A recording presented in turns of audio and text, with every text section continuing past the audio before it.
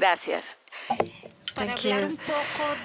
I would just like to talk a little bit about the experience that I've had at the community level. I'll have to start by putting everything into context. That is, where the Fe and Alegría, the Faith and Alegría Center is. It's in the center of Caracas. It is made up of a number of sectors. I work with what we call the Quinta sector, where there's been a lot of violence for years now.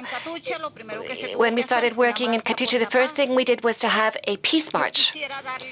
I would like, first of all, to thank God, and then the fathers who helped me to get together with young people, the Malandro group, the gang was quite a violent group. In 2005, I got to Quinta. All of the young people were standing in the doors of their houses. I would greet them, and they wouldn't even answer me. And I tried to get in, but I felt quite scared. I was wondering what they were going to do behind my back. And then in the afternoon, I'd say, good afternoon, and then I went by again. One day, they said something to me, and I said, wow, they have language, they have tongues. So these people of faith and happiness,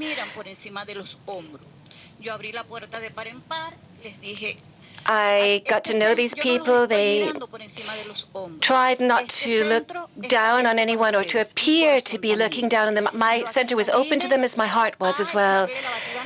And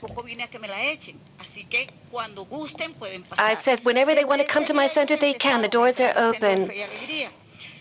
This was how we worked in the center. It was impressive to see that ever since '94, when the center first was set up, it's impressive that we have started meeting and finding or trying to find solutions to problems in the area. One of the boys, the head of the gang, in a meeting said, well, Doris, you shouldn't talk with the Portilla people. You have to speak to the ones who are really influential. There was a big fight between the two gangs. One boy was left dead, and the next day, the mother of the boy said, well, what is your center going to do in this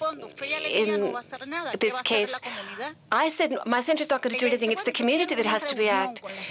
So I decided to have a meeting with the people. We set it up, and we opened up the center for that purpose. So that's what happened.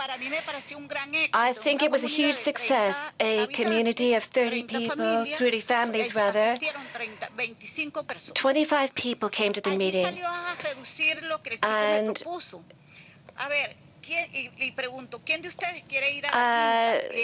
we didn't know what to do because Portilla and Quinta were the two communities that were fighting.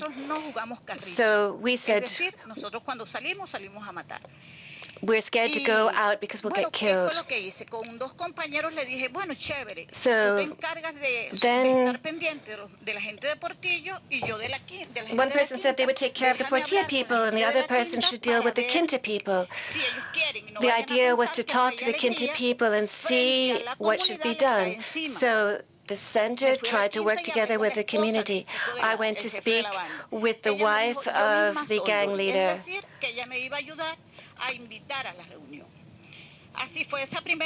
So this first meeting was a meeting with a lot of emotional content, and we shared our feelings with each other. People's feelings of fear and pain and anxiety were shared with everyone else. People said, oh, we're scared. We're tired of all this shooting. I need to take my children to doctors. We need to go to psychiatrists and everything. The same thing in Quinta. we came up with a peace agreement. In the end, peace committees were set up, and the gang members signed agreements with the Portilla people and the Quinta people. The Center, Faith and Happiness, was opened up to have special events for health, training workshops, some school help. And the idea is to have young people be able to go somewhere and find solutions to their problems. Thank you very much.